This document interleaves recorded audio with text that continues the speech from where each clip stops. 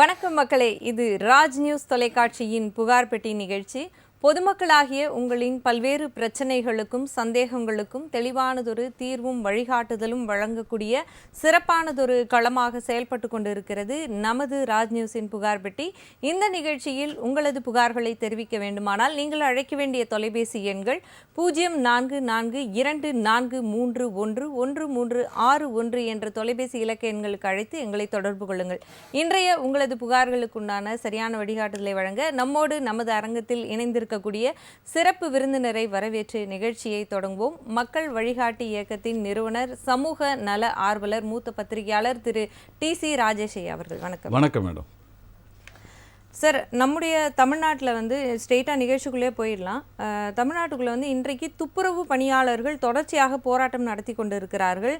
தொடர்ச்சியாக மத்திய அரசாங்கமாகட்டும் மாநில அரசாங்கமாகட்டும் நிறைய மக்கள் அடித்தட்டு மக்கள் பயணிக்கக்கூடிய இது போன்ற தளங்களில் தனியாருக்கு தாரை வார்த்தல் அப்படிங்கிறது தொடர்ச்சியாக நடந்துக்கிட்டே இருக்குது. இது உங்களுடைய பார்வை எப்படி இருக்குது? இது அரசாங்கத்தினுடைய ஒரு நிர்வாக திறனற்ற செயலை தூக்கி பிடிக்கும் ஒரு செயல் தான் சொல்லணும். சுற்றி வளைச்சிங்கன்னா அங்கே தான் வரும். அந்த நிர்வாகம் என்பது ஸ்தம்பித்து போகக்கூடாது என்பதற்காக தனியார்கிட்ட தாரை வார்க்கிறது என்பது எல்லாமே என்னன்னு கேட்டிங்கன்னா இ டெண்டர், பாக்ஸ் டெண்டர். அதான் இ டெண்டர் என்பது ஆன்லைன் மூலமாக எல்லா டீட்டெயில்ஸும் கொடுக்க வேண்டும். It's A transparency. அது ஒரு திறந்த நிலையில் இருக்கக்கூடிய ஒரு நிலை. பாக்ஸ் டெண்டர் என்பது அரசாங்கத்துக்கு வேண்டப்பட்டவர்களுக்காக ஒதுக்கப்படுகின்ற ஒரு நிலை. அப்போ நான் ஒரு குப்பனை சுப்பனை அந்த பாக்ஸ் டெண்டரில் போக முடியாது. இப்போ மாநகராட்சி உள்ளாட்சி நிர்வாகங்களில் எல்லா இடத்துலையும் நீங்கள் இன்னைக்கு ஓஎஸ்ல எடுப்பாங்க, ஓப்பனில் எடுக்கக்கூடிய ஆளுங்க. அவங்க அந்த ஆளுங்களை எடுக்கிறாங்கன்னு சொன்னால் அதனுடைய காரணம் என்னன்னு கேட்டால் இந்த டெண்டர் சிஸ்டம் தான். இப்போ ஒரு பணியாளருக்கு அரசாங்கம் நிர்ணயிக்க பணி சம்பளம் என்பது குறைந்தபட்சம் ஒரு 18,000 வச்சுக்கலாம் ஒரு துப்புரவு பணியாளருக்கு, 30 நாள் சம்பளம். ஆனால் அந்த டெண்டர் எடுக்கக்கூடிய நபர் அரசாங்கத்துக்கு கோடிக்கணக்கில் கட்டிங், கமிஷன், கலெக்ஷன் கொடுத்தாகணும். அது கொடுத்தா தான் அந்த டெண்டர் அவருக்கு கிடைக்கும். அவர் என்ன பண்ணுவார், தொழிலாளிக்கு குறைந்தபட்சம் ஒரு 12,000 10,000 அதுக்குள்ளே தான் தருவார். அப்போ மீதி எல்லாமே அவர் கொடுக்கக்கூடிய கட்டிங், கமிஷன் எல்லாம் இதிலே தான் சேரும். அப்போ இந்த நிலைக்கு போச்சுன்னு சொன்னால் அரசாங்கத்தில் கஜானாவில் காசு இல்லை. இன்றைக்கே லட்சக்கணக்கான கோடி கடனில் இருக்க அரசாங்கம். இதை தூக்கி பிடிப்பதற்கு தான் இன்றைக்கி டாஸ்மாக்ன்ற ஒரு துறையை வச்சுட்டு இருக்காங்க. அந்த டாஸ்மாக்லேயே பாட்டிலுக்கு 10 ரூபாய் 20 ரூபாய் கட்டிங் கமிஷன் வாங்குற நிலையில் தான் இருக்குது. அங்கேயும் ஒரு டிரான்ஸ்பரன்சி இல்லை. இதே மாண்புமிகு தமிழ்நாடு முதலமைச்சர் முத்துவேலர் கருணாநிதி ஸ்டாலின் அன்றைக்கு ஆப்போசிட்டில் எதிர்கட்சியாக தலைவராக இருக்கிறப்போ அவர் வீட்டில் குடும்பத்தோடு கொடி பிடிச்சார் டாஸ்மாக்கு எதிராக. அப்போது ஏன் இது மக்களுடைய உயிரை குடிக்குது? இப்போ எல்லாருமே சகோதரிங்கள்லாம் தாலியாக இருக்கக்கூடிய நிலையில் போகுது, உடல் கெட்டு போகிறாங்க, பாதியிலே செத்து போகிறாங்க, விதவை ஆகிறாங்க. அப்படி என்ற கரிசனை, தாயுள்ளத்தோடு இருந்த ஒரு மனப்பான்மை, தன்மை என்பது இப்போ எங்கே போச்சு? அது மட்டுமல்ல, துப்புரவு தொழிலாளர்கள் விளிம்பு நிலை மக்கள். உண்மையில் அந்த விளிம்பு நிலை மக்களுக்கு வேற என்ன ஆதாரம் இருக்கிறது?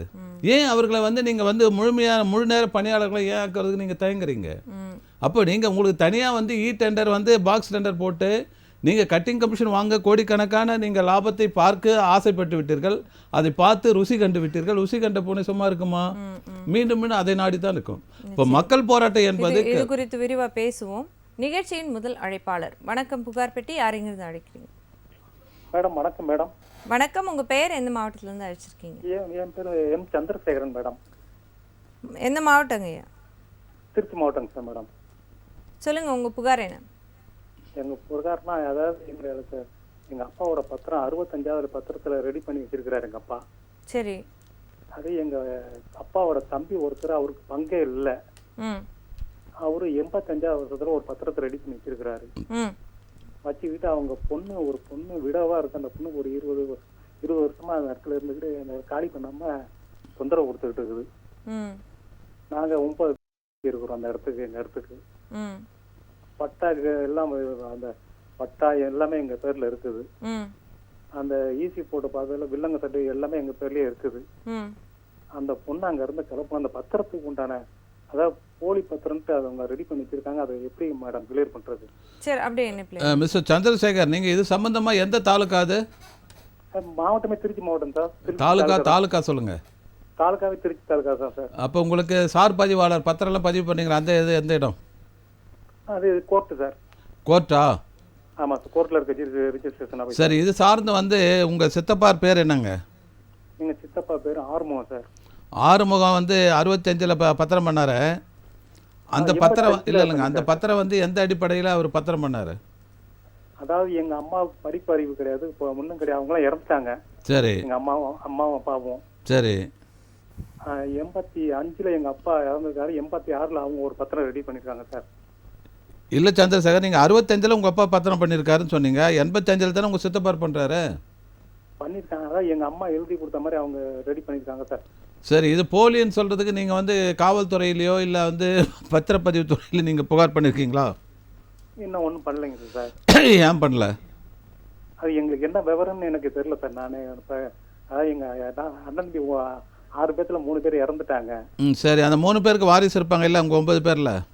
அவங்களாம் எல்லாம் இருக்காங்க சார், ஒன்றும் பிரச்சனை இல்லை. நீங்கள் அந்த 9 பேருடைய வாரிசுதாரர்களை 3 பேர் இறந்துட்ட வாரிசுதாரர்களை சேர்த்து நீங்கள் ஒரு புகார் மனு தயார் பண்ணி, சரிங்க சார். இப்போ நீங்கள் புகார் பெட்டியில் பதிவு பண்ண மாதிரி நீங்கள் ஒரு A4 ஷீட்டில் ஒரு மனு எழுதுங்க. விடுனர் பெறுநர் போட்டு விடுனரில் சரிங்க சார். உங்கள் 9 பேரில் யார் பெரியவங்களோ அவர் மற்றும் 9 பேர்கள்னு போட்டு சரிங்க சார். உங்கள் முகவரி செல் நம்பர் போட்டு மாவட்ட ஆட்சித்தலைவர் திங்கள் தின கோரிக்கை முகாம் திருச்சி மாவட்டம் திருச்சி, சரிங்க சார். அதில் வந்து இது மாதிரி வந்து போலி ஆவணங்கள் கொண்டு மோசடி செய்து நில மோசடி மற்றும் கொலை மிரட்டல் விடுப்பது சார்ந்தன்னு புகார் போட்டு, சரிங்க சார். இதில் நீங்கள் சொன்னது அத்தனையும் அதில் பதிவு பண்ணி அதுக்கான ஆவணங்கள்லாம் இணைச்சி கலெக்டர்கிட்ட திங்கட்கிழமை கொடுங்க. சரிங்க சார். சரி, திங்கட்கிழமை கொடுத்தீங்கன்னா கலெக்டர் வந்து எஸ்பிக்கு என்கொயரி பண்ணுவார், மாவட்ட காவல் கண்காணிப்பாளர். சரிங்க சார். சூப்பர்டென்ட் ஆஃப் போலீஸ் என்கொயரிக்கு வரப்போ அது டிஎஸ்பி லெவலில் என்கொயரி பண்ணுவாங்க. உங்களாண்டு இருக்கக்கூடிய ஆவணங்கள் அவங்களாண்டு இருக்கக்கூடிய ஆவணங்கள் நீங்கள் சொல்லக்கூடிய அந்த ஈசி எல்லாத்தையும் நீங்கள் எடுத்துகிட்டு போனால் அந்த லேண்ட் கிராஃபிங் நில மோசடி பிரிவுன்னு ஒன்று இருக்குது, சரிங்க சார். அவங்க விசாரணை மேற்கொள்வாங்க. இதுதான் முதல் கட்ட நடவடிக்கை. சரிங்க சார். இந்த முதல் கட்ட நடவடிக்கை உங்களுக்கு திருப்தி இல்லாத பட்சத்தில் மீண்டும் நீங்கள் புகார் பட்டிக்கு வந்தீங்கன்னா அல்லது உங்கள் நிகழ்ச்சி முடிஞ்ச பிறகு உங்கள் நம்பர் வாங்கி கூடுதலான தகவல் என்னென்ன செய்யலாம்னு நான் சொல்கிறேன். சரிங்க சார். சரிங்க சார். சரி, ஓகே, அழைப்புக்கு நன்றி. ஓகே, ரொம்ப நன்றி சார், ரொம்ப நன்றி சார். Okay sir. சார், இப்போ கிளீன்லினஸ் இஸ் நெக்ஸ்ட் டு காட்லினஸ்ன்னு சொல்லுவாங்க. அப்படியாக ஒரு மாநிலம் தூய்மையான மாநிலமாக இருப்பதற்கு அல்லும் பகலும் அயராது உழைக்கக்கூடிய இந்த துப்புரவு பணியாளர்கள், தூய்மை பணியாளர்கள் என்ன வேணால் சொல்லிக்கலாம், கிட்டத்தட்ட கடவுளுக்கு இணையானவர்களாகவே பார்க்கப்படுகின்றார்கள். சொல்ல போனோம்னா கோவிட் டைமில் இவங்களுடைய பணி வந்து அளப்பரிய பணி அப்படின்னே சொல்லலாம். அப்படி இருக்கும் பொழுது இவங்களுக்கு ஒரு பணி நிரந்தரம் அப்படிங்கிற ஒரு விஷயத்தை உறுதி செய்யணுங்கிறதுல ஏன் அரசு வந்து, ஏன்னா நேற்றைக்கு வந்து மேயர் பிரியா அவங்க பேசும்போது கூட ஒரு மெத்தன போக்கான ஒரு பேச்சை நம்மளால் பார்க்க முடிஞ்சது. தொடர் போராட்டங்களில் இந்த பணியாளர்கள் ஈடுபட்டு இருக்கிறது மாநிலத்திற்கு எந்த விதத்தில் கேடு விளைவிக்கக்கூடியது? கண்டிப்பாக கேடு விளைக்கும் மேடம். காரணம் என்னன்னு கேட்டால், மறைந்த முன்னாள் முதலமைச்சர் மாண்புமிகு கருணாநிதி அவர்கள் தான் இதுக்கு வந்து புளியார் சொல்லி போட்டாருன்னு சொல்ல முடியும். ஏன்னு கேட்டிங்கன்னா, அந்த ப்ரைவேட் டெண்டரில் வந்து இந்த கேவஞ்சஸ் ஒர்க்கை எல்லாம் மாற்றினது அவர் தான். அப்போ வந்து அவர்களுக்கு அந்த கம்பெனி யார் டெண்டர் எடுத்தாங்களோ அந்த கம்பெனி அயல்நாட்டு கம்பெனி அவங்களுக்கு ஒரு சீருடை கொடுத்தாங்க. அந்த சீருடை ஃபேண்ட்டு ஷர்ட்டு அந்த வடிவத்தில் இருந்ததுனால அவங்களாம் உட்கார வைக்கிறப்ப உங்களை பார்க்குறப்ப நீங்கள் பெரிய கம்பெனிங்களில் பெரிய நிறுவனத்தில் வேலை செய்கிற மாதிரி எனக்கு இருக்குது அப்படின்னு புலகாகிதம் அடைந்தார். அவர் புலகாகிதம் அடைந்தார். எந்த விதத்தில் புலகாகிதம் அடைந்தார்? கட்டிங் கமிஷனில் புலகாகிதம் எடுத்தாரா, இதை பார்த்து எடுத்தாரா தெரியல. ஆனால் உள்ளார்ந்தபடியே இப்போ இருக்கக்கூடிய துப்புரவு தொழிலாளர்கள், குறிப்பாக சொல்லப்போனால் 100% பட்டியலின மக்கள், பழங்குடியின மக்கள், விளிம்பு நிலை மக்கள் தான் அதில் இருக்காங்க.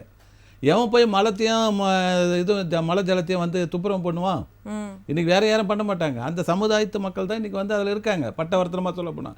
அப்போ இந்த அரசு வந்து விளிம்பு நிலை மக்களுக்காக நாங்கள் பாடுபடுறோம், கண் துஞ்சாது ஓடுறோம், உழைக்கிறேன்னு சொல்றது எல்லாம் அம்போக்கு. அப்போ இந்த விளிம்பு நிலை மக்களுக்கு வந்து நீ வந்து உத்தரவாதம் கொடுக்கலன்னு சொன்னால் என்ன அரசாங்கம் இது?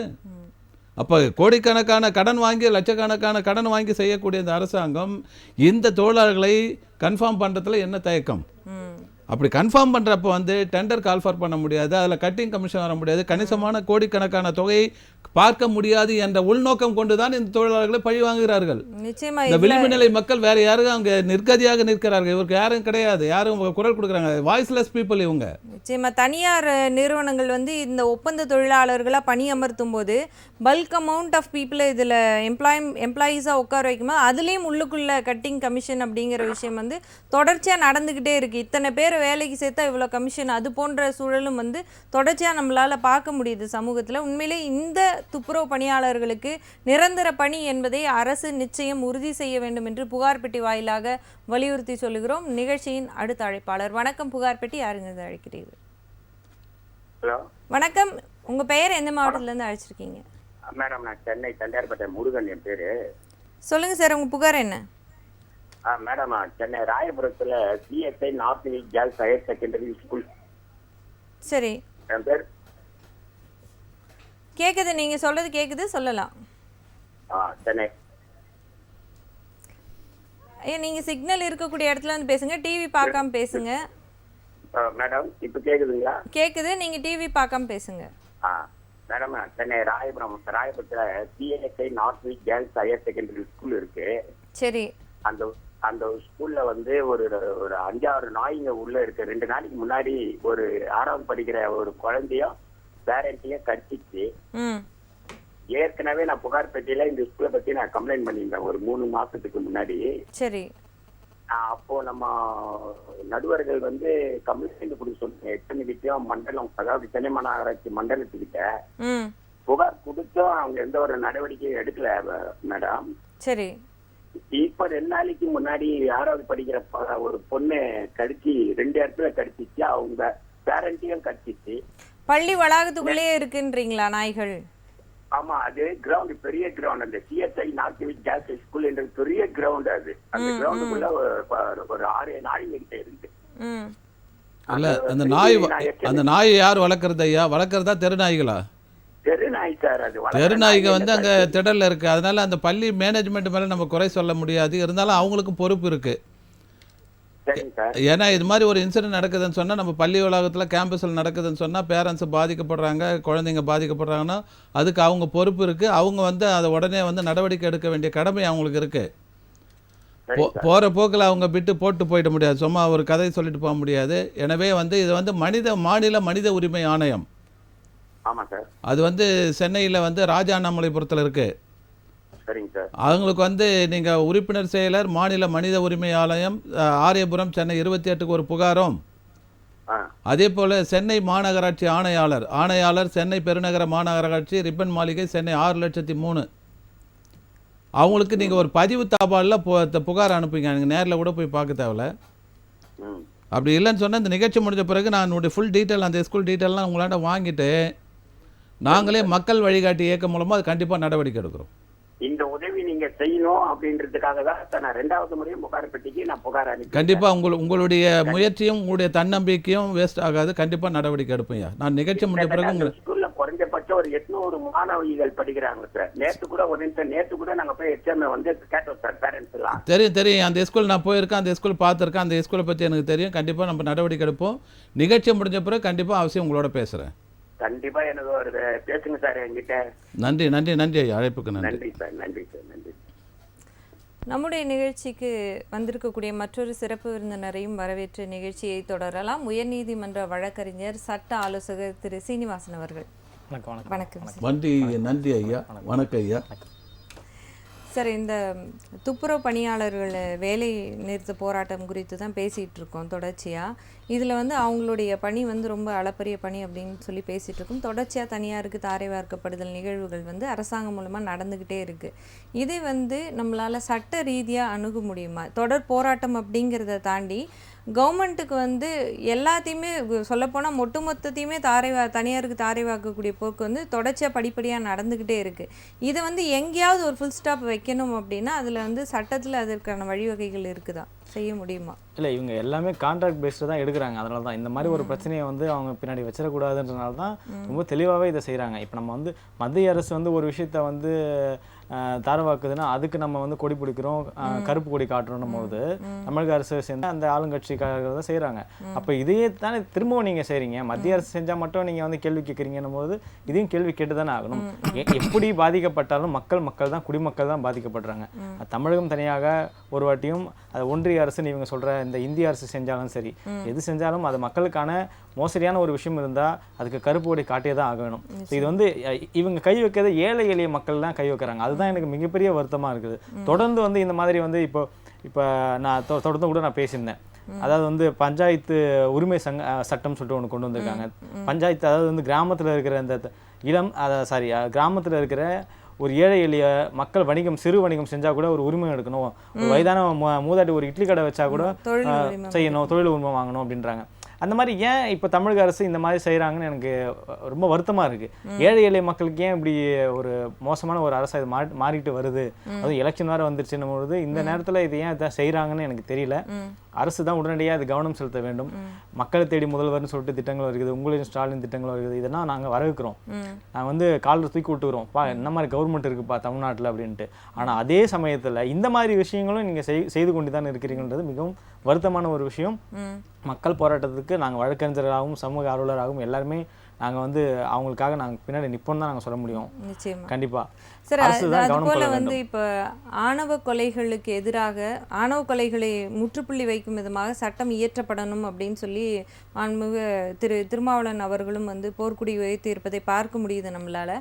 இது வந்து இதற்குண்டான சட்டம் ஏற்கனவே இருக்குதா இல்லை வந்து புதுசாக தான் சட்டம் இயற்றணுமா? இல்லை, நம்ம இதை வந்து 2-3 விதமாக பிரிக்கலாம். இப்போ எஸ்சிஎஸ்டியில் ஒரு பிரச்சனைனா நம்ம எஸ்சிஎஸ்டி ஆக்ட்லேயே நம்ம கொண்டு வந்துடுவோம் இதை. ஸோ பிசிஆரில் உங்களுக்கு வந்துடுது, அந்த மக்கள் வந்து அது மூலமாக தீர்வு கண்டுக்கிறாங்க.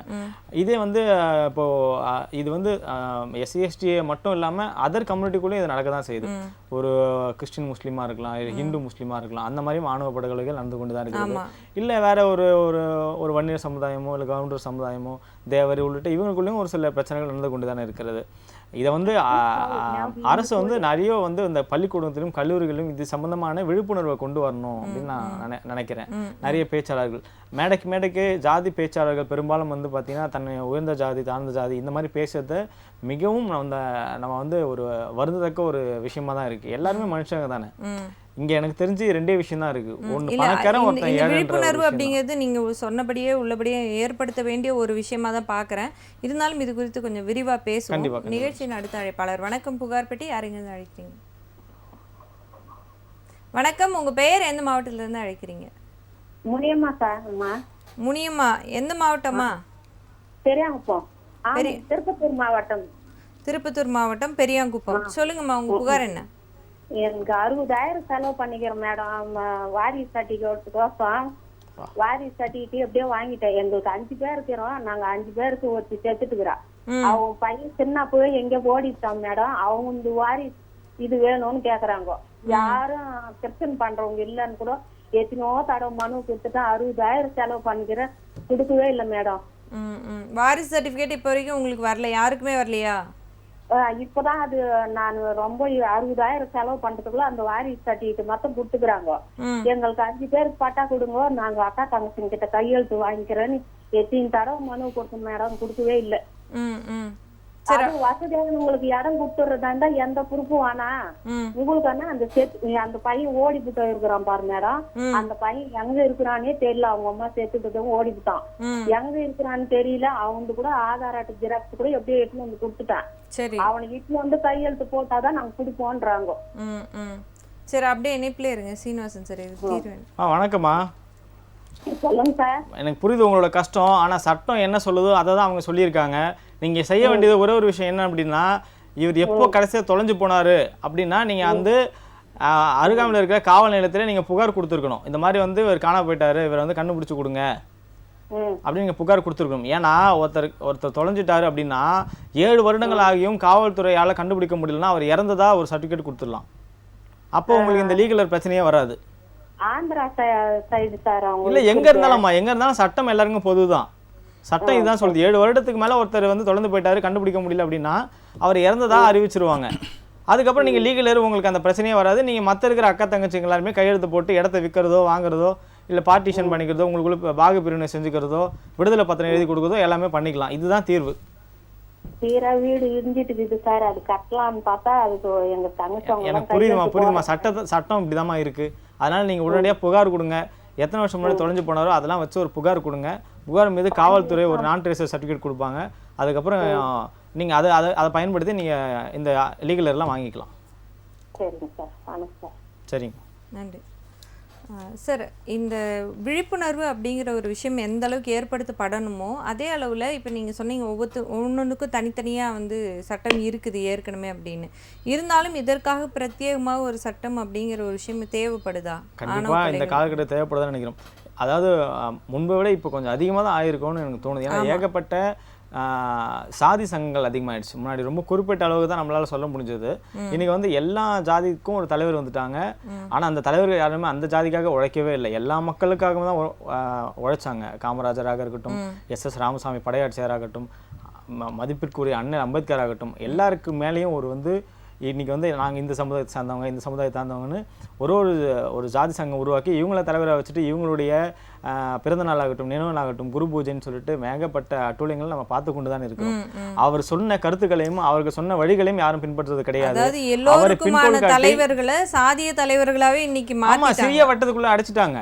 அவருக்கு சொன்ன கருத்தை வந்து இவங்க யாருமே கேட்கவில்லை. இவங்க சொன்ன கருத்து எல்லாமே மக்கள் சமமானவர்கள், ஏழை எளிய மக்கள் முன்னேற வேண்டும், எல்லாருக்கும் 3 வேளை உணவு கிடைக்க வேண்டும், அடிப்படை தேவைகள் எல்லாமே கிடைக்கணும், எல்லாருக்கும் சம உரிமை கிடைக்கணும், அது ஆட்சி அதிகாரம் எல்லாத்துலேயுமே இதை தான் இவங்க எல்லாருமே சொல்லியிருக்காங்க. காமராஜர்லேருந்து எல்லாருமே இதான் சொல்லியிருக்காங்க, கல்வி முதற்கொண்டு. ஆனால் இவங்க அதெல்லாம் பிடிச்சிக்காம யார் யார் எந்தெந்த ஜாதியில் பிறந்திருக்காங்கன்னு கணக்கெடுப்பு எடுத்துட்டு அவங்கவுங்களுக்கு ஒரு செலவு வச்சுட்டு மாலை மரியாதை போட்டு அவங்க பேரை கெடுக்கிறதுக்குன்னே அந்தந்த கூட்டம் இருக்குன்னு தான் நான் சொல்லுவேன். வெளிப்படையாகவே அவருக்கு சொன்ன வழிமுறைகளோ அவருக்கு சொன்ன விஷயங்களே இவங்க கடைபிடிக்கவே இல்லை.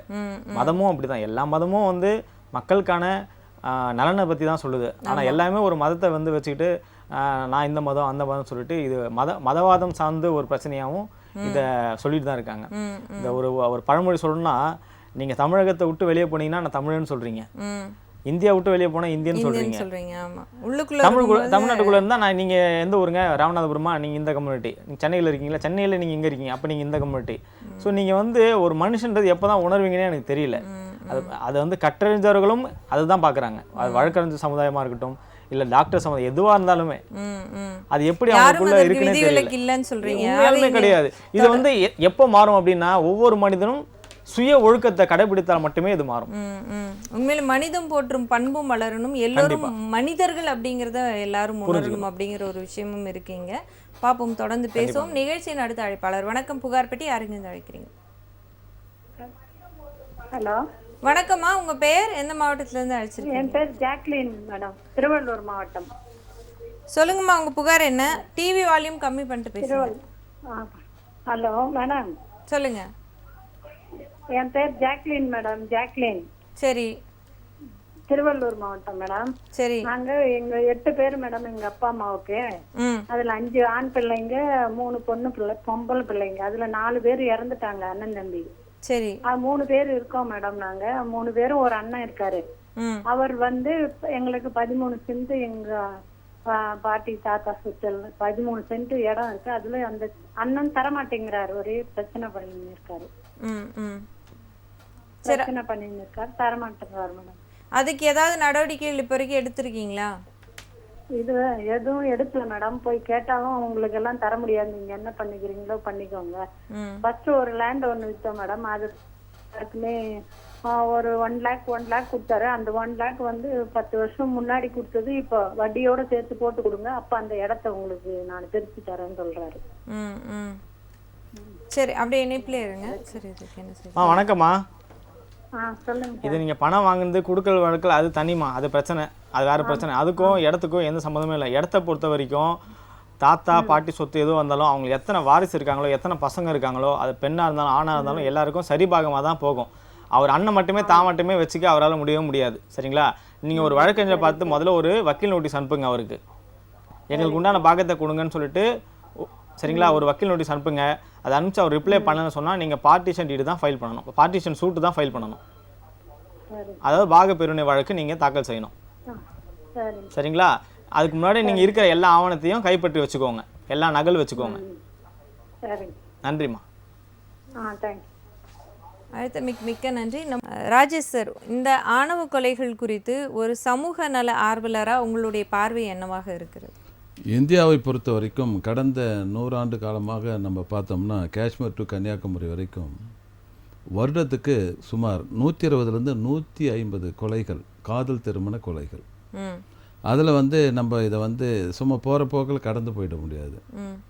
அதுவும் தமிழ்நாட்டில் கடந்த 10 ஆண்டுகளில் 65 ஆணவ கொலைகள் நடந்திருக்கு. அந்த 65 ஆணவ கொலைகளில் ஒரு ஆணோ பெண்ணோ எஸ்சியோ எஸ்டியாவோ இருக்கிறாங்க. அப்போ இது கடந்த 10 ஆண்டுகளில் ஒரு 65 பேர் ஆணவ கொலையில் பாதிக்கப்படுதுன்னா, கடந்த ஆட்சியில் இருந்தவங்க இப்போ ஆள்றவங்க எல்லாமே தெரியும் இல்லையா? குறிப்பாக இந்த கழக ஆட்சிகளுக்கு கண்டிப்பாக தெரியும். 1967 ஆன்வர்ட்ஸ்லேருந்து ஸ்டில் டேட் வரைக்கும் 2025 வரைக்கும் கழக ஆட்சிகள் தானே ஆண்டுட்டு இருக்கு. ஆமாம். அப்போது இவங்க விளிம்பு நிலை மக்களுக்கான ஆட்சியை நடத்துகிறோம் கொடுக்குறோம் போகிறதுலாம் அம்போக்கு தானே. இப்போது தொல் திருமாவளவன் அவர் பதிவு பண்ணுறார் தனி சட்டம் வேண்டும் என்று. ஏற்கனவே வந்து அவர் நம்ம வழக்கறிஞர் தோழர் சொன்ன மாதிரி, சீனிவாசன் சொன்ன மாதிரி, பிசிஆர் ஆக்ட்ன்றது அது தனி. என்ன மனுஷனுக்கு மனுஷன் தொடக்கூடாது, பார்க்கக்கூடாது, தீட்டு ஒட்டிக்கும் அப்படின்றதெல்லாம் சொல்கிறது வேற. ஆனால் ஒரு காதல் என்பது ஜாதியை பார்த்து வருவதில்லை, மதத்தை பார்த்து வருவதில்லை. ஒரு ஆணும் பெண்ணும் நேருக்கு நேர் வந்து கண்ணுக்கு கண்டும் போது காதல் வருகிறது, மனத்தோடு ஒன்றி போகிறார்கள். அதன் பிறகு ஒன்று அவங்க ஆராய்ச்சி பண்ணுறப்போ அது தெரியும் இந்த சமுதாயம், அதன் பிறகு மனம் ஒத்து போகிறார்கள். அப்படியே கொண்ட நிலையில் வந்து இன்றமும் வந்து கல்வியே கற்கக்கூடாது, கல்வியே கூடாது என்ற விளிம்புநிலை மக்களுக்கு ஒதுக்கப்பட்ட ஒரு காலகட்டத்திலிருந்து இப்போ 2025 சுதந்திரம் பெற்று 79வது வருஷம் நம்ம கொண்டாட போகிறோம். இந்த நிலையிலே வந்து காதல் திருமணங்கள் வந்து மறுக்கப்பட்டு ஜாதியை தூக்கி பிடித்து கொல்லப்படுகிற கொடுமை இருக்கிறது என்றால் இதற்கு கண்டிப்பாக தனி சட்டம் வேண்டும். இதுக்கு தொல் திருமாவளவன் மட்டும் குரல் கொடுத்தா போதாது, அனைத்து மக்களும் குரல் கொடுக்க வேண்டும். அனைத்து நிலையில் இருக்கக்கூடிய அரசியல் பண்ணுகின்ற அத்தனை பேரும் கொடுக்கணும். அது யாரும் முன் வரலையே. இன்றைக்கி பாருங்கள், கவுண்டர் கொடுத்தவங்க எத்தனை பேர் கவுண்டர் கொடுத்துருக்காங்க. இந்த கவின் கொலை வழக்கில் எத்தனை பேர் கவுண்டர் கொடுத்தான்னு பார்த்தோம்னு சொன்னோம்னா ஒரு சிலருங்க வந்து இன்னமும் அப்படி அமைதியாக இருக்காங்க. அப்போ அமைதியாக இருக்காங்கன்னா அவங்க ஜாதியை தீண்டாமையை தூக்கி பிடிக்கிறாங்கன்னு தானே அர்த்தம். அதனால் வந்து இந்த சட்டமன்ற கூட்டத்தொடரிலே தமிழ்நாடு அரசு இன்னும் 8 மாதம் தான் இருக்குது அவங்க ஆட்சி காலங்கள். அந்த 8 மாதத்தில் இந்த சட்டமன்ற கூட்டத்தொடரில் இதுக்கு வந்து இந்த ஆணவ கொலைக்கு தனி சட்டத்தை கொண்டு வர வேண்டும். அதே மாதிரி தொல் திருமாவளவன் பாராளுமன்றத்தில் இதை வலியுறுத்தி இருக்கிறார். அது சார்ந்து சம்பந்தப்பட்ட அமைச்சர்களுக்கு மனு கொடுத்திருக்கிறார். அவர் மட்டுமே இந்த மக்களுக்காக குரல் கொடுக்கிற ஒரு தலைவர் மட்டும் இல்லை, அவர் அனைத்து மக்களுக்கும் குரல் கொடுக்கிறவராக இருக்கார். ஆனால் பார்வை வந்து புரட்சியாளர் அம்பேத்கர் வந்து எப்படி வந்து SC ST மக்களுக்கான தலைவர் என்று ஒரு கூண்டுக்குள்ளே அவருடைய சிலைகள் இன்று கூண்டுக்குள்ளே தான் வைக்கப்பட்டிருக்கு. அந்த இழிவான நிலை என்றைக்கு தமிழ்நாட்டில் ஒழியப்படுகிறதோ அன்றைக்கு தான் வந்து ஒரு சமதர்ம சமுதாயம் இவங்க சொல்கிற சமூக நல்லிணக்கம் அத்தனையும் வரும். அதனால் வந்து மாண்புமிகு தமிழ்நாடு அரசுக்கு இந்த புகார் பெட்டி வாயிலாக மக்கள் வழிகாட்டி இயக்கம் வைக்கக்கூடிய ஒரு கோரிக்கை, இந்த ஆணவ படுகொலைக்கு ஒரு முற்றுப்புள்ளி வைக்க வேண்டும் என்றால் அதற்கு தனி சட்டம் கண்டிப்பாக கொண்டு வர வேண்டும் என்பதை இதன் மூலம் பதிவு செய்கிறேன். நல்லதுங்க, மகிழ்ச்சி. நிகழ்ச்சியின் அடுத்த அழைப்பாளர். வணக்கம், புகார் பெட்டி, யாருங்கிருந்து அழைக்கிறீங்க?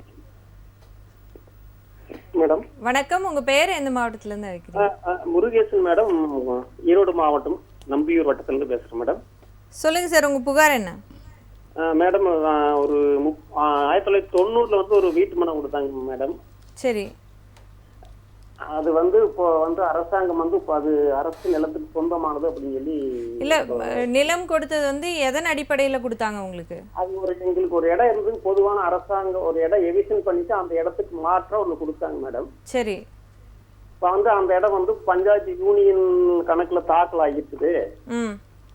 அதனால வந்து இப்போ நீங்க அந்த இடம் வந்து உங்களுக்கு வந்து சொந்தம் இல்லை அப்படிங்கிற மாதிரி நில வருவாய் ஆய்வாளர் சொல்லிக்கிறாங்க மேடம். அதப்ப அரசே வந்து நம்மளுக்கு வந்து 30 ஆண்டுகளுக்கு முன்னாடி அரசே வந்து அரசே கொடுத்த நிலத்தை இன்றைக்கு வந்து அரசே பறிக்கும் போல உங்களுக்கு தெரியுது இல்லையா? ஆமா, அந்த இடம் உங்களுக்கு இல்ல அப்படிங்கிறது புரியுது. இல்ல முருகேசன், உங்களுக்கு அந்த எந்த துறை மூலமா கொடுத்தாங்க? அதுக்கான பட்டா இருக்கா? இருக்கு சார். பட்டா எந்த தாலுகா?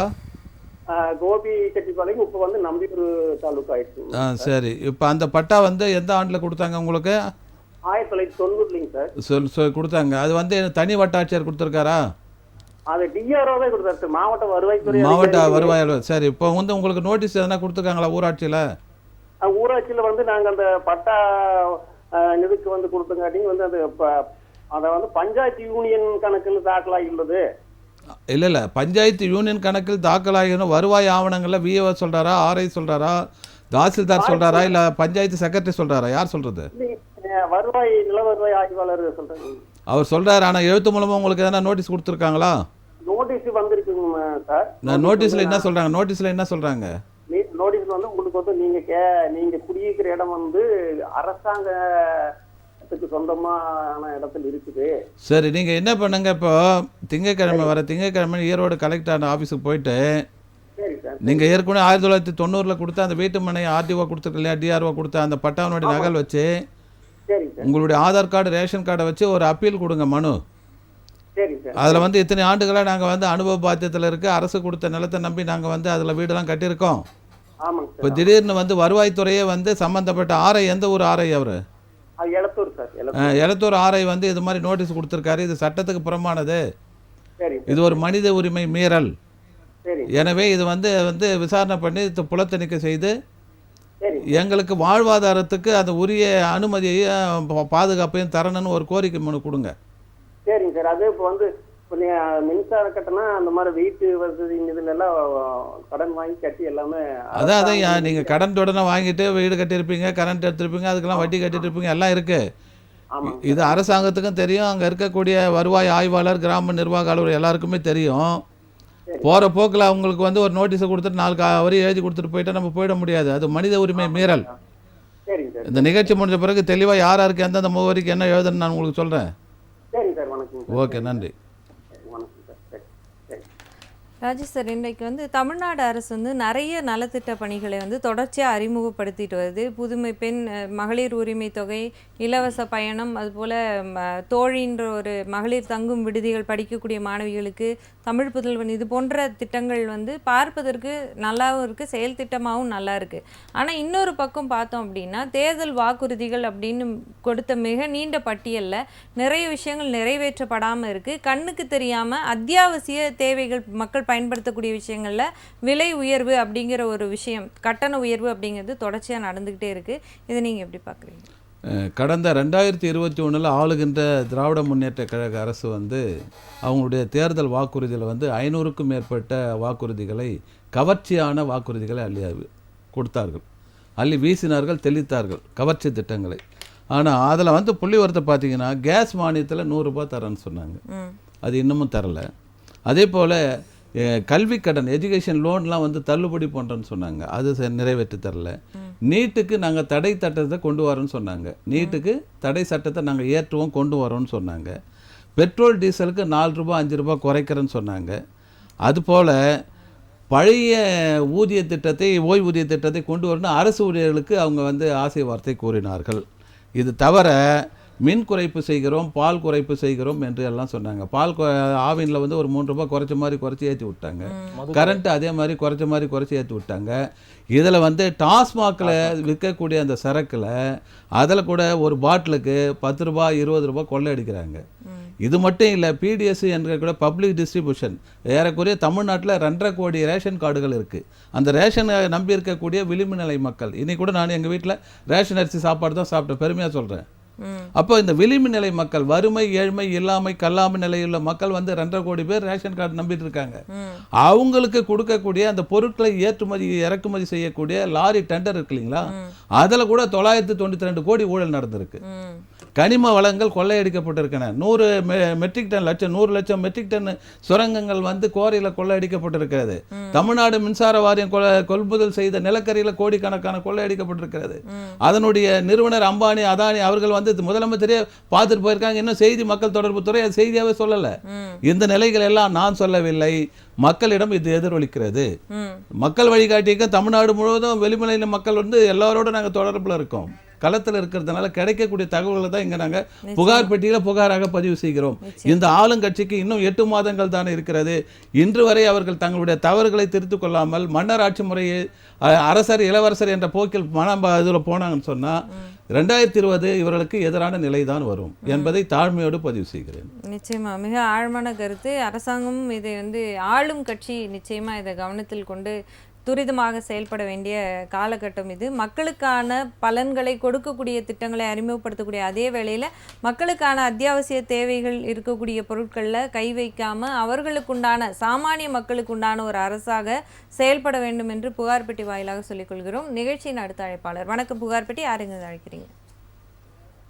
ஹலோ வணக்கம், உங்கள் பேர் எந்த மாவட்டத்திலேருந்து அழைக்கிறீங்க? என் பேர் தனலட்சுமி. தனலட்சுமி மாவட்டம். சொல்லுங்கம்மா, உங்கள் புகார் என்ன? அதாங்க மேடம், இங்க வந்து என் பொண்ணுக்கு வந்து டிக்கெட்டு இறந்துட்டாங்களா அவங்க வீட்டுக்காரரு. பொண்ணோட வீட்டுக்காரர் இறந்துட்டாங்களா? 2 வாங்கியிருக்கிறோம், நாங்க 1 வாங்கியிருக்கிறோம், அவங்களுக்கு 1 கொடுத்துக்கிறாங்க, அவங்க அக்கா தம்பிக்கு தங்கச்சிக்கெல்லாம். அந்த மாதிரி வாங்கினா அவங்க அம்மாவோட சொத்தெல்லாம் இருக்குங்க. அது வந்து நம்மளுக்கு எப்படி அவங்க அதை வச்சு அவங்க அவகரிச்சுக்குவாங்களா என்னன்னு கேட்கறதுக்காங்க. சரிம்மா, நீங்கள் சொல்கிற விவரத்தை இன்னும் கொஞ்சம் தெளிவாக சொல்லுங்கள். சரி, வணக்கம்மா. இல்ல அவங்க இல்ல, மருமகனுக்கு அந்த அதுதான். வாரிசு சர்டிஃபிகேட் டெத் சர்டிஃபிகேட் புரியுது. வணக்கம்மா, புரியுது, கேக்குதுங்களா? கேக்குங்க. இப்போ உங்க மருமகனுக்கு டெத் சர்டிஃபிகேட் வாங்கிட்டீங்க, இப்போ அதை வச்சு லீகல் வாங்கிக்கோங்க. வாங்கிக்கிறீங்களா? எத்தனை பசங்க இருக்கு அவங்களுக்கு? அவங்களும் வாங்கிருக்காங்க, அவங்க அக்கா தங்கச்சி தம்பிங்களா. அதனால பிரச்சனை இல்லம்மா, டெத் சர்டிஃபிகேட்டால பிரச்சனை கிடையாது. சரிங்களா? இப்போ அதுக்கு லீகலர் வாங்கிட்டீங்களா அவருக்கு? லீகலர்னா வாரிசு சான்றிதழ். ஹலோ வாரிசு சான்றிதழ் வாங்கிட்டீங்களா உங்க மருமகனுக்கு? வாங்கிட்டேன். வாங்கிட்டீங்க. யார் யாரெல்லாம் போட்டு கொடுத்துருக்காங்க? அவங்க ஒரு பையன், எங்க பொண்ணு மட்டும் தான். அவ்வளவுதான்.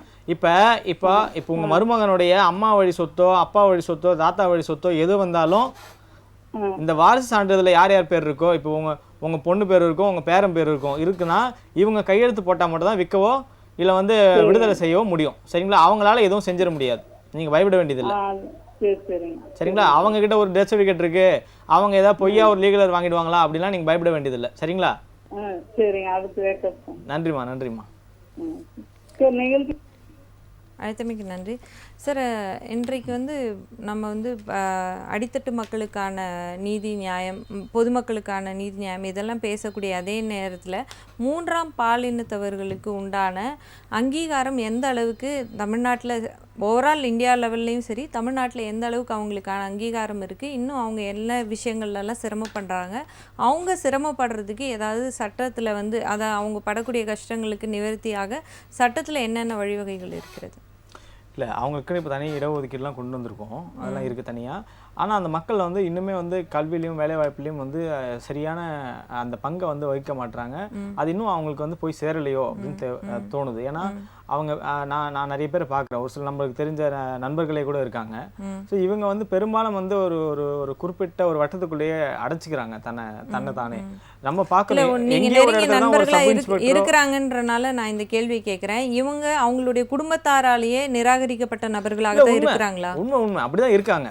அதாவது பார்த்தீங்கன்னா இது ஒரு சில ஏழ்மையான குடும்பத்துல மிக நெருக்கமாகவே வச்சுக்கிறாங்க. உண்மையை சொல்லணும்னா ஜாதி அதெல்லாம் ஓரம் தள்ளிடுங்க, மிகவும் எக்கனாமிக்கல்ல ரொம்ப வீக்கா இருக்கிறவங்க தான் பிள்ளை போல தான் நேசிக்கிறாங்க. அது அந்த குழந்தை எப்படி பிறந்தாலும் இல்ல அது குறிப்பிட்ட வயசுக்கு அப்புறம் மாறி இருந்தாலும் எப்படி இருந்தாலும் தன் குழந்தையா தான் நேசிக்கிறாங்க. எல்லா பண்டிகைகளோ இல்ல ஒரு ஃபங்க்ஷன் எது நடந்தாலுமே சேர்த்துக்கிறாங்க. கொஞ்சம் வெல் செட்டில்டு ஃபேமிலி மட்டும் தான் இவங்க ஒதுக்குறாங்களோ அப்படின்னு தோணுது நம்ம பார்க்கும்பொழுது. மற்றபடி நான் பார்த்த நிறைய விஷயங்களை பார்க்கும்போது இவங்க தனியா இந்த ஒரு சில கோவில்களை நாடி போயிடுறாங்க பெரும்பாலும். நான் பார்த்தேன், நம்மளுக்கு நெருக்கமான ஒருத்தர் திருச்செந்தூர் கோவிலில் தான் பெரும்பாலும் அங்கே சேவை செய்கிறதோ இல்லை அங்கே வேலைகளோ செய்கிறதோ அந்த மாதிரி செஞ்சுக்கிறாங்க.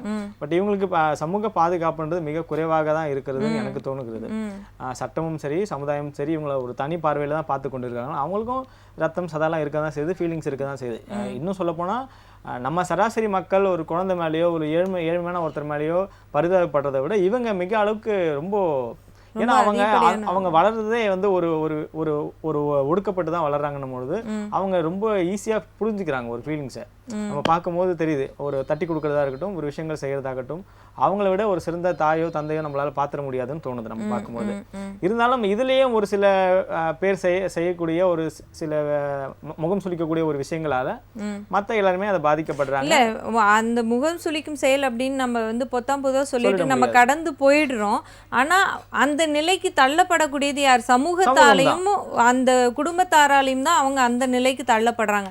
ஆக இங்க கல்வி வேலை வாய்ப்புல நீங்க சொல்வது போல இடஒதுக்கீடுகள் இருந்தாலும் கூட அது சரியான வகையில் அவங்களுக்கு போய் சென்று சேருதா? அவங்க பாதுகாக்கப்படுகிறார்களா, அரவணைக்கப்படுகிறார்களா அரசாங்கத்தால் அப்படின்னு கேட்டால் இன்ன வரைக்கும் இல்லை அப்படிங்கிற ஒரு சூழ்நிலை தான் இருக்குது. மாண்புமிகு முன்னாள் முதலமைச்சர் ஜெயலலிதா அவங்க இருக்கும்போது தொட்டில் குழந்தை திட்டம் அப்படிங்கிற ஒரு விஷயத்தை கொண்டு வந்தாங்க. அதுபோல் இது போன்ற மூன்றாம் பாலினத்தவர்களை அரவணைக்கக்கூடிய ஏதாவது ஒரு திட்டம் அரசாங்கத்தால் கொண்டு வந்தால் மட்டுமே அவங்க பாதுகாக்கப்படுவாங்க. இது போன்ற இந்த முகம் சுளிக்கக்கூடிய செயல்களில் அவங்க ஈடுபடுறதை இது முற்றுமுழுவதுமா தடுக்கும். இன்னொன்று இதில் இவங்க மிக எளிமையாக இவங்களுக்கு கொஞ்சம் தான் பணம் செய்யறது, ரொம்பலாம் இல்லை. ஸோ ஒரு சின்ன வயசுலேயே அவங்களுக்கு கொஞ்சம் பணத்தை பார்த்துறதுனால அவங்க பள்ளிக்கூடம் செல்கிறதோ இல்லை கல்லூரி முடிச்சுட்டு ஒரு கவர்மெண்ட் வேலைக்கு போகிறதோ இல்லை தனக்கு தனி இடஒதுக்கீடு இருக்குன்ற விஷயத்த கூட அவங்க பெருசாக அதை புரிஞ்சிக்கக்கூடிய தன்மையில இல்லை. ஏன்னா அவங்க ஒரு 13-14 வயசுலேயே ஏதோ ஒரு வகையில் அவங்க பணத்தை வாங்கிடுறாங்க அங்கே. புரியுது, ஸோ அவங்களுக்கு பணம் வந்துடுது, அதனால் அவங்க அடுத்த கட்ட நடவடிக்கை அவங்க போகிறது கிடையாது. ஸோ அரசாங்கம் இப்படிப்பட்ட மக்களை வந்து கொண்டு வந்து அவங்களை மேன்மைப்படுத்தணுன்றது தான் நீங்கள் சொல்கிற ஒரு கருத்தாக இருக்கட்டும், நான் சொல்கிற ஒரு கருத்தாக இருக்கட்டும். நிச்சயமா சார், ஆஸ் சோஷியல் ஆக்டிவிஸ்ட் அது மட்டும் இல்லை, இதில் வந்து அரசாங்கத்தை நம்ம அப்படியே விட்டுட்டு போக முடியாது. திருநங்கைகள் நல வாரியம்னு ஒரு வாரியம் இருக்குது. அதில் அவங்க பதிவு பண்ணால் அவங்களுக்கான கல்வி வேலை வாய்ப்பு எல்லாமே தராங்க. 50,000 வரைக்கும் மானிய கடன்கள் தராங்க, சப்சிடி லோன்ஸ் தராங்க. இவர்களுக்கு குடும்ப அட்டை ரேஷன் கார்டு கொடுக்குறாங்க, வீட்டு மனை பட்டா கொடுக்குறாங்க, உயர்கல்விக்கான கடன் உதவி தராங்க. சொசைட்டியில் மற்ற பீப்புள்ஸுக்கு என்னென்ன இருக்கோ அதை விட இவங்களுக்கு மேம்பட்டப்பட்டு பல திட்டங்களை வந்து தீட்டிருக்காங்க, செயல்படுத்துகிறாங்க. இந்த திட்டங்கள் வந்து அந்த திருநங்கை 3ஆம் பாலினத்திற்கு கொண்டு செல்வதற்கு அரசு முன்னெடுக்கவில்லை என்பதை குற்றச்சாட்டை பதிவு செய்யலாம். காரணம்னு கேட்டால் எந்த ஒரு திட்டமாக இருந்தாலும் அது பட்டி தொட்டி மக்களுக்கு போய் சேரணும்னு சொன்னால் மீடியா ஃபோக்கஸ் பண்ணணும். என்னென்ன வாரியங்கள் இருக்குது, இதில் பயனடைகிறதுக்கு இவங்க இந்த இதில் அணுகலாம்னு சொல்லிட்டு இதுக்கு சமூக நலத்துறை டிஸ்ட்ரிக்ட் சோஷியல் வெல்ஃபேர் ஆஃபீஸர் தான் இதுக்கு ஆஃபீஸர். அவங்க ஆஃபீஸில் தான் இந்த திருநங்கைகள் நல வாரியம் இருக்குது. 40 வயசுக்கு மேலே ஆன திருநங்கைகளுக்கு வந்து இப்போ கிடைக்கக்கூடிய அந்த 1,200 ரூபாய் உதவித்தொகை கிடைக்கிறது. இது மாதிரி எல்லா நலத்திட்டங்களும் இருக்குது. அதே போல் அவங்களுக்கு நல வாரியம் ஒன்று இருக்கிறது. அந்த நல வாரியத்தில் அவங்களுக்கு தேவையான அத்தனை வெல்ஃபேர் ஆக்டிவிட்டீஸும் அதில் கொடுக்குறாங்க, வெல்ஃபேர் ஸ்கீமும் இருக்குது. இது குறித்து தொடர்ந்து பேசுவோம், விரிவாக பேசுவோம். நிகழ்ச்சியின் அடுத்த அழைப்பாளர். வணக்கம், புகார்பட்டி யாருங்க அழைக்கிறீங்க? ஹலோ, வணக்கம் மேடம். வணக்கம், உங்க பேர் எந்த மாவட்டத்துல இருந்து அழைக்கிறீங்க? மேடம், நான் என்னோட நேம் வந்து ராஜா முகமது மேடம். ராஜா முகமது மேடம். ராஜா முகமது, உங்க புகார் என்ன? மேடம் மேடம் நான் ஆவடியில இருந்து கால் பண்றேன் மேடம். சரிங்க. என்னுடைய லேண்ட் வந்து ஆக்சுவலா வெள்ளானூர்ல இருக்கு மேடம். சரி. இந்த லேண்ட் வந்து என்னன்னா என்னுடைய சர்வே நம்பர் 463/7/1 நான் வாங்கியிருக்கேன் மேடம். பட்டாதாரர் பேர்ல ஓல்டுல இருக்கு. சரி. இப்ப இவங்க வந்து என்ன பண்றாங்க, 463/8 வந்து என்னுடைய பக்கத்து லேண்ட்ல உள்ளவருடைய இடம். அது வந்து தாசி மானியம் இருக்கு. இந்த தாசி மானியத்துல இருக்கிற பட்டாவை வந்து தாசில்தார் என்ன பண்றாருங்க, எங்களுடைய பட்டா நிலத்தோட கிளப் பண்ணிடுறாரு. அப்படி கிளப் பண்ணி பட்டா கொடுக்கறதுக்கு உரிமை இருக்கான்றதை தெரிஞ்சுக்கணும். சரி, அப்படியே நிப்பில் இருங்க. சார் வணக்கம் சார். இப்போ 463/7 பழைய பட்டா இருக்குன்றீங்க. ஆமா சார். அதை ஏன் சப்டிவிஷன் பண்ணி உங்க பேருக்கு பட்டா மாத்தல நீங்க? அது நாங்க கொஞ்ச நாள்ல விட்டுட்டோம் சார். நம்ம பண்ண பெரிய தப்பு அதுதான். இப்போ நீங்க ஒரு ஏன்னா பத்திரம் வந்து ரிஜிஸ்ட்ரேஷன் பண்ணியிருக்கான்றது தாசில்தாருக்கு தெரியவே தெரியாது, சரிங்களா? நீங்க அதை வந்து பட்டா மனுதாரர் கொடுத்து நீங்க பட்டா மாற்றும் போது மட்டும்தான் அதை வந்து உடச்சி கொடுப்பாங்க. இல்லை மொத்தமும் அந்த சர்வே நம்பருக்கு மொத்த ஸ்கொயர் ஃபீட் நீங்கள் வாங்கியிருந்தீங்கன்னா அப்படியே பேர் மாறுதல் மற்றமாச்சும் நடக்கும். இது எதுவுமே பண்ணாமல் இருக்கும்பொழுது இந்த மாதிரியான சில குளறுபடிகள் நடக்க தான் செய்யும். நீங்கள் டிஆர்ஓக்கு கம்ப்ளைண்ட் கொடுங்க. நீங்கள் ஒரே ஒரு டவுட் மட்டும் சொல்லுங்க சார், தாசி மானியத்துல வந்து கிளப் பண்றது, பட்டா நிலத்தை கிளப் பண்றது ரைட்ஸ் இருக்குங்களா சார்? அவங்க பண்ணுவாங்க சார், தவறுதலா கூட பண்ண வாய்ப்பு இருக்கு சார். ஓ ரைட். அதுக்கு தான் நாங்கள் டிஆர்ஓக்கு நீங்கள் உரிய ஆவணங்களோட நீங்கள் பழைய பத்திரம் ஈசி எல்லாமே வச்சுக்கோங்க, சரிங்களா? பழைய பட்டாவும் கொடுங்க. அந்த கொடுத்து டிஆர்ஓக்கு வந்து முதல்ல சொல்லி இதை கேன்சல் பண்ண சொல்லுங்க. இது நடுவில் வந்து நீங்கள் பழைய பத்திரம் வச்சிருக்கீங்களா உங்கள் பேரில் பேரண்ட் டாக்குமெண்ட், அதை வச்சு இ சேவை மையத்தில் பட்டா அப்ளை பண்ணுங்க ஃப்ரெஷ்ஷாக உங்கள் பேருக்கு முதல்ல. ஏன்னா வெள்ளானூர் அந்த ஏரியா வந்து பார்த்தீங்கன்னா பெரும்பாலும் டபுள் டாக்குமெண்ட் அதிகமாக உள்ள இடம். கண்டிப்பா சார், சரிங்களா? அதனால வந்து நீங்களே ஒரு வழிவகை செய்ய வேணாம். நான் சொன்ன இந்த வேலைகளை முதல்ல செஞ்சுருங்க, சரிங்களா? இது நடுவில் வந்து சார் பதில் அலுவலகத்தில் ஒரு தடைமனுவும் போட்டு வைங்க. தடைமனு எதுல சார்? இந்த சர்வே நம்பருக்கு வேற எதுவும் ரிஜிஸ்ட்ரேஷன் செய்யக்கூடாது அப்படின்ற மாதிரி. ஓ சரிங்க சரிங்க. இந்த கிளப்பாக இருக்கிற காரணத்தினால. ஓகே சார், நன்றி சார். அது மட்டும் இல்லை, இந்த மானியம் என்பது ஏறக்குறைய அந்த காலத்தில் மன்னர்கள் ஆட்சியிலிருந்து கொடுத்துருக்காங்க. இவங்க தாசி மானியம் என்பது இதெல்லாம் தடை செய்யப்பட்ட சொற்கள். அது கோயில்களில் திருக்கோயில்களில் வந்து நடனமாடி கடவுளை வந்து ஆராதிக்கக்கூடிய அங்கே தங்கி இருக்கக்கூடிய பெண்களுக்கு தான் இந்த மாதிரியான பேர். அவர்களுடைய வாழ்வாதாரம் பாதிப்பதற்கு அரசாங்கம் வந்து அங்கே இருக்கக்கூடிய 10 ஏக்கர் 5 ஏக்கர் அப்படி கொடுப்பாங்க, கோயில் மானியம் அப்படி சொல்கிறீங்களா, அது மாதிரி. ஆனால் அது மாதிரி ஒரு தோழர் சொல்கிற மாதிரி தாசில்தார் வந்து அது தனிப்பட்டாவை கொடுக்கறதுக்கு அவர் ரைட்ஸு கிடையாது. அவர் மேலே வந்து மாவட்ட ஆர்டிஓலேருந்து டிஆர்ஓலேருந்து கலெக்டர் வரைக்கும் அந்த தாசில்தாருடைய பேரை போட்டே புகார் கொடுக்கலாம். அது மட்டும் இல்லை, பணியாளர் மற்றும் நிர்வாக சீர்திருத்த அரசு செயலாளர் தலைமைச் செயலகத்துக்கும் அவங்க புகார் கொடுக்கலாம். அதே போல் இங்கே நில நிர்வாக ஆணையாளர் சென்னை எழிலகத்தில் அவங்க மேலேயும் புகார் கொடுக்கலாம். இந்த படிநிலைகள் தெரியாதனால தான் தோன்றித்தனமாக இந்த வட்டாட்சியர்கள் தாங்க தான் வந்து கலெக்டர் லெவலில் இருக்கிறன்றதை எடுத்து செய்கிறது. இப்போ எப்படி கிராம நிர்வாக அலுவலர்கள் வந்து ரியல் எஸ்டேட் அதிபர்களாக ஆயிட்டாங்களோ அது மாதிரி தான் இந்த தாசில்தாருங்களும், அதே போல் தான் இந்த ரெவன்யூவில் இருக்கக்கூடிய சர்வேயர்களும் தான் தோன்றித்தனமாக சட்டத்தை அவங்க கையில் வச்சுட்டு மக்களுடைய அறியாமை தெளிவுபடுத்தாமல் ஒரு டிரான்ஸ்பரன்சி இல்லாமல் அவங்களுடைய ஆட்சி இதில் பண்ணுறது. இந்த தாசில்தார் வந்து தனிநபர் அரசு மானியம், அது அரசு மானியம் என்பது தனிப்பட்ட நபருக்கு கொடுப்பதற்காக இல்லை, பொது பயன்பாட்டுக்கு அதை வந்து கன்வெர்ட் பண்ணி கொடுக்கலாம். நில வகைப்பாடு மாற்றி லேண்டு கிளாஸிஃபை பண்ணி நத்தம்புறம்பாக்கிட்டு விளிம்பு நிலை மக்களுக்கு கொடுக்கலாம், இல்லை வந்து பொது பயன்பாட்டுக்கு கொடுக்கலாம். தனி நபருக்கு பட்டா கொடுக்குறாருன்னா அவருடைய சர்வீஸே கரியரே நாஸ்தி ஆகிடும். நிச்சயமா. இப்போ நிச்சயமாக காலர் வந்து நீங்கள் சொன்ன விஷயங்களையும் இன்புட்டாக எடுத்திருப்பாரு, பார்ப்போம் பொறுத்திருந்து. நிகழ்ச்சியின் அடுத்த அழைப்பாளர். வணக்கம், புகார்பட்டி. யாருங்க இருந்து அழைக்கிறீங்க? Hello madam. வணக்கம், உங்கள் பேர் எந்த மாவட்டத்துலேருந்து அழைக்கிறீங்க? என் பேர் கார்த்திக் மேடம், திருச்சி மாவட்டத்தில் பேசுகிறோம். சொல்லுங்கள் சார், உங்கள் புகார் என்ன? மேடம், இப்போ அப்பாவுக்கு 2 ஒய்ஃபு மேடம். அப்பா வந்து ஒரு ஊனமுற்றோர், இப்போ 4 வருஷம் சுகர்னால ஒரு காலை இறந்து ஊனமுற்றோர் இருந்தார். சரி. அவர் இறந்துட்டாரு. அவருக்கு வந்து 2 ஒய்ஃபுனால ஃபர்ஸ்ட் ஒய்ஃபோட ஒரு பையன் ஒரு பொண்ணு இருக்காங்க மேடம். சரி. இப்போ 2வது ஒய்ஃபுக்கு நான் ஒரு பையன் இருக்கேன் மேடம். சரி. இப்போ வந்து அப்பா வந்து இந்த ஊனமுற்ற பணம் வந்து எல்லாமே நிப்பாட்டிட்டாங்க மேடம். அவருக்குன்னு பெருசா சொத்து எதுவுமே இல்லை மேடம். ஆனால் வாரிசுட்டு கேட்டா அம்மா பேர்ல எங்க பேர்ல எதுவுமே பண்ண மாட்டாங்க, இல்லை முதல் ஒய்ஃபோட பசங்க பேர்லாம் பண்ணணும் அப்படிங்கிறாங்க. அதான் எப்படி மேடம் டீடைல்ஸ் கேட்கலாம்? சரி, இல்லை அவர் இறந்துட்டார் அப்படின்னாலே டிஃபால்ட்டாக உங்களுக்கு உண்டான தொகை வந்து ஊனமுற்றோருக்கான அந்த தொகை வராது. இது பற்றி கூடுதல் விவரம் சொல்லுங்க சார். இப்போ நீங்கள் லீகலர் கேட்குறீங்க. ஆமாம். லீகலர் பொறுத்த வரைக்கும் இப்போ வந்து முதல் மனைவி லீகலராக வருவாங்க, முதல் மனைவியோட பசங்க லீகலராக வருவாங்க, அதுக்கப்புறம் 2வது மனைவியுடைய பசங்க லீகலராக வருவாங்க. இல்ல சார், அவங்க 2 பேர்த்த விட்டுட்டு இறந்துட்டாங்க சார். அவங்க 2 பேர்த்தையும் எங்க அம்மா தான் வளர்த்தாங்க. இல்லை அதுதான் சார், நான் இப்போ சொல்கிறத மட்டும் கேட்டுக்கோங்க. சரிங்க சார். வாரிசு உரிமை சட்டம் என்ன சொல்லுது அப்படின்னா, 2 மனைவி இருக்காங்கன்னா அது முதல் மனைவிக்கு மட்டும்தான் லீகலருக்கு உண்டான அந்த இது கிடைக்கும். சரிங்களா? அவங்க தான் ஒரு லீகலராக வருவாங்க, அவங்க பசங்க லீகலராக வருவாங்க. 2வது மனைவியோட பசங்க லீகலராக வருவாங்க, 2வது மனைவி லீகலராக வரமாட்டாங்க. சரிங்களா? புரியுதுங்களா நான் சொன்னது? கோர்ட் மூலமா அப்ளை பண்ணுங்களா? இல்லை கோர்ட் மூலமா நீங்கள் அப்ளை பண்ண வேணாம், நீங்கள் தாசில்தார்கிட்டே நீங்கள் அப்ளை பண்ணலாம். நீங்கள் அப்படிங்களா சார்? ஆமாம், நீங்கள் தாராளமாக அப்ளை பண்ணலாம். அப்ளை பண்ணும்போது நான் சொன்ன இந்த ஆதார் கார்டு, ரேஷன் கார்டு, இந்த ரேஷன் கார்டு இதெல்லாம் வச்சு கொடுங்க. எடுத்துக்க மாட்டேறாங்க சார். 2 ஒய்ஃப்னாவே நீங்க கோர்ட் மூலமா வாங்க அப்படி. இல்ல அப்படிலாம் இல்லை சார், அதை வந்து அவங்க வேணும்னே பண்றது தான் சார். அப்படி சொன்னாங்கன்னா நீங்க கோர்ட் மூலமா வாங்கிக்கணும்னு சொல்லி எனக்கு வந்து மனுவை வந்து ரிஜெக்ட் பண்ணி எனக்கு கொடுங்கன்னு சொல்லி கேளுங்க, எழுத்துப்பூர்வமாவே உங்களோட மனுவை. நீங்க அதுக்கப்புறம் ஒரு ரிட் பெட்டிஷன் ஃபைல் பண்ணி கூட நீங்க வந்து தாராளமா ஆர்டர் வாங்கிடலாம். அவர் மேலே உரிய நடவடிக்கை எடுக்க சொல்லலாம் சார். இப்போ எங்களுக்கு பெருசா சொத்துனால இல்லைங்க சார். மனைவிக்கு அந்த லீகல் சர்டிஃபிகேட்னால எந்த ஒரு பெனிஃபிட்டும் கிடைக்க மாட்டேங்குது சார்.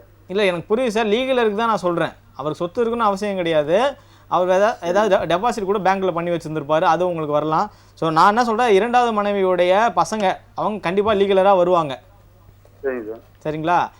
அதே மாதிரி இப்போ வந்து முதல் மனைவிக்கு தெரிஞ்சு அவங்களுடைய உடன்பாட்டிலே 2வது மனைவியும் திருமணம் பண்ணியிருந்தா இவங்களுமே லீகலராக வர வாய்ப்பு இருக்குது. பட் அதுக்கு எவிடன்ஸ் உங்ககிட்ட இருக்கான்னு எனக்கு தெரியல. முதல் மனைவியோட இறந்த சர்டிஃபிகேட் எதுவுமே இல்லைங்க சார். அவங்க ரொம்ப வருஷத்துக்கு முன்னாடி இறந்துட்டாங்க.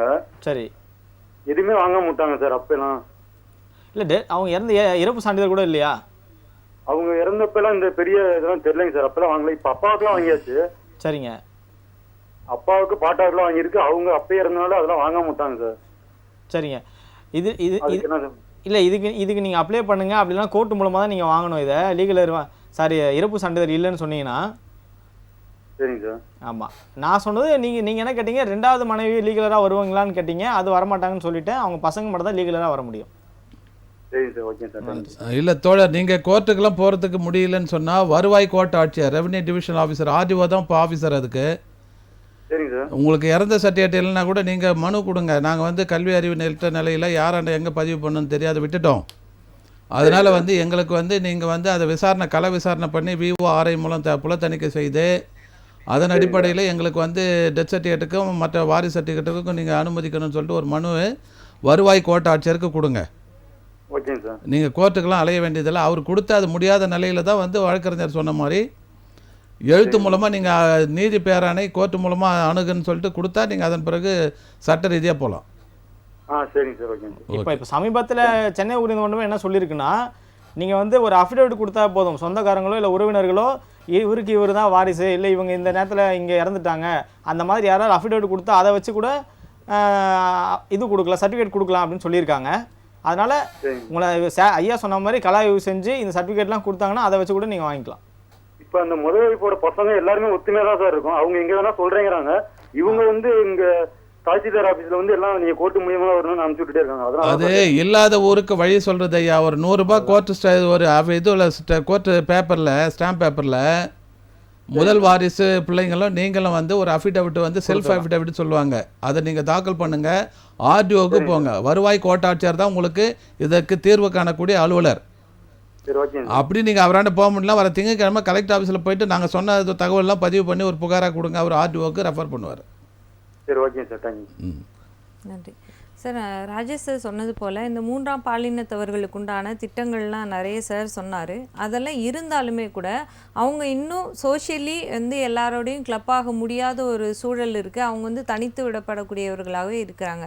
இதற்கு ஃபைனலாக சமூகத்தில் என்ன விதமான மாற்றம் நிகழணும், அவங்க எந்த அளவுக்கு இன்னும் பாதுகாக்கப்படணும்னு நினைக்கிறீங்க? நிறைவு கருத்து. சமூகத்தில் இருக்கிற ஒவ்வொரு மக்களுக்குமே தனிப்பட்ட முறையில் சமூக ஒழுக்கம் ரொம்ப முக்கியம். இந்த சமுதாயத்தை நம்ம தான் பாதுகாக்கணுன்றது முக்கியம். இந்த சமுதாயத்தில் இருக்கிற எல்லா இனத்துக்கும் எல்லா ஜாதி மதம் இல்லாமல் ஒரு நாய்க்குட்டிக்கும் ஒரு பூனைக்குமே கூட அது வாழ்றதுக்கான முழு உரிமை உண்டு. எல்லாத்துமே நீங்கள் முடிஞ்ச அளவுக்கு அன்பா மட்டும் தான் இருக்கணும். எல்லாத்துக்குமே ஒரு குறிப்பிட்டு ஒரு பாயிண்ட் சொல்கிறேன். 3ஆம் பாலினத்தவர்கள் நிகழக்கூடிய பாலியல் வன்கொடுமைகள் வந்து வெளியில் தெரியாமையே கூட நிறைய விஷயங்கள் இருக்குது. அது சார்ந்தும் வந்து உங்களுக்கு அது சம்மந்தப்பட்டு ஏதாவது கேஸ் அட்டன் பண்ணியிருக்கீங்களா? வந்திருக்கா உங்ககிட்ட புகாராவது வந்திருக்கா? இல்லை, புகார் பெரும்பாலும் வந்ததில்லை. நம்ம வந்து காவல் நிலையங்களில் அவங்க நடத்தப்படுகின்ற விதத்தை நம்மளால பார்க்க முடியும். சாதாரண கான்ஸ்டபிள் கூட கூப்பிடுறது ஒரு விஷயமா தான் கூப்பிடுவார். ஸோ இதெல்லாம் வந்து கண்டிப்பாக மாற்றப்பட வேண்டிய ஒரு விஷயம். அவங்களுக்கு இந்த தனி சட்டம் வந்து கொண்டு வரணும். அவங்கள பாதுகாக்கக்கூடிய சட்டங்கள் வந்து இன்னும் மும்முரமாக இருக்கணும், தீவிரமாக இருக்கணும் அப்படின்னு தான் நான் நிச்சயமா. அவங்க பயனடைவதற்குரிய திட்டங்கள் ஒரு புறம் இருந்தாலும் அவர்களை பாதுகாப்பதற்கான சட்ட திட்டங்கள் இன்னும் நிறைய அளவில் அமல்படுத்த வேண்டிய செயல் திட்டங்களாக அமல்படுத்த வேண்டிய விஷயங்கள் இருக்கின்றன. பார்ப்போம், பொறுத்திருந்து பார்ப்போம் அரசாங்கத்தின் நடவடிக்கை என்ன என்று. நிகழ்ச்சியில் வந்த பல்வேறு காலர்ஸுக்கும் பொதுநலன் சார்ந்த பல்வேறு பிரச்சனைகளுக்கும் தெளிவான தீர்வும் வழிகாட்டுதலும் கொடுத்தீங்க. நிகழ்ச்சிக்கு வந்து பங்கு பெற்ற மிக்க நன்றி. புகார் பெட்டியில் இத்தனை வருடங்கள் வாய்ப்பு கொடுத்த நிறுவனத்துக்கும் உங்களுக்கும் அனைவருக்கும் நெஞ்சார்ந்த நன்றி. மக்கள் வழிகாட்டி இயக்கத்தின் சார் மனமார்ந்த நன்றி சார். மக்களை மீண்டும் புகார் பெட்டி நிகழ்ச்சியில் சந்திக்கலாம். நன்றி, வணக்கம்.